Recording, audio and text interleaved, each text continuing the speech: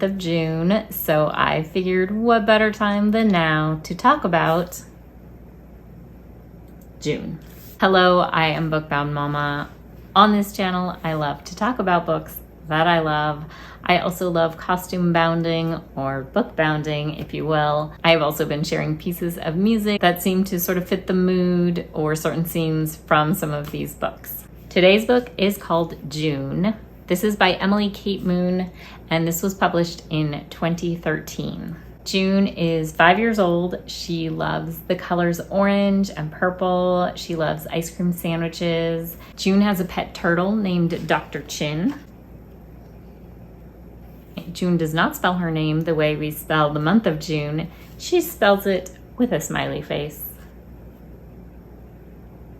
Joone lives with her grandpa, and they live in this beautiful yurt on this gorgeous property in nature.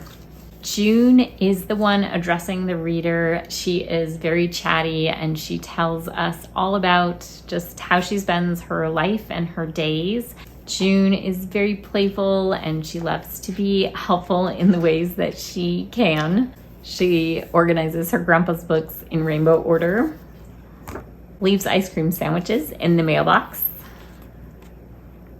and loves to collect stones for her turtle, Dr. Chin. Joone has an incredible treehouse. This is one amazing space. The whole book is just so simple and darling and sweet. Joone is a little reminiscent of, if you can imagine, taking Eloise out of her Plaza Hotel in New York City and putting her in a yurt in the middle of a very open, natural space. She's not quite as mischievous as Eloise. She does sort of have a similar vibe, for sure. She is just a super lovable character, and I always love when stories involve grandparents, so it's very sweet to see her relationship with her grandfather. Joone never takes off her orange dress. Well, I take that back. She does have to take it off at one point in the story. So to costume bound this, I realized I have no orange clothes. I have this shirt, which is hints at orange a little bit. It's got a little hint of orange. And it is sort of like a dress, like a long shirt.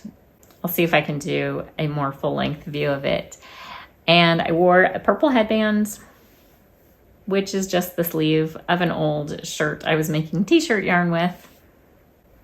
This is a sea turtle, obviously not quite like Dr. Chin, but it's the closest thing we had. And this is Flippers. I actually do have a purple hat, and I was going to wear it for the video, much like Joone. This hat has a flower on the front, so I was going to turn it around. And when I showed certain members of my family, they advised against wearing it in the video. I'm going to show you, though. At one point, Joone also makes daisy crowns for herself and for her grandpa. So I quickly made this flower wreath. I think it's not quite like a daisy chain, but it kind of gets the idea across.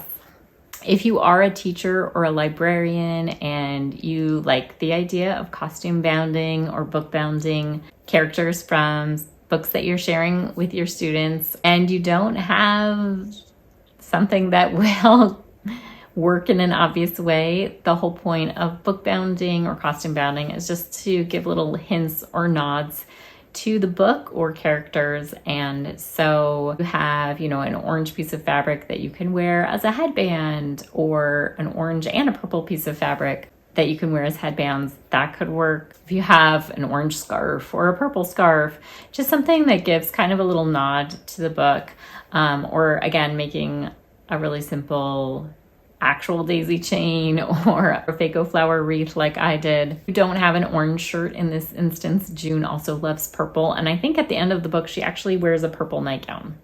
So there are ways to hint to a book without having the exact outfit of the character in the book. I have been playing a piece of music with every book. This was not part of the original plan, but it is something that just has naturally unfolded that way. Today, I want to share a piece that is a Dutch folk tune. It just has a super simple, playful feeling to it, and it reminded me so much of Joone just running around the fields and playing in her treehouse. So I will play that now.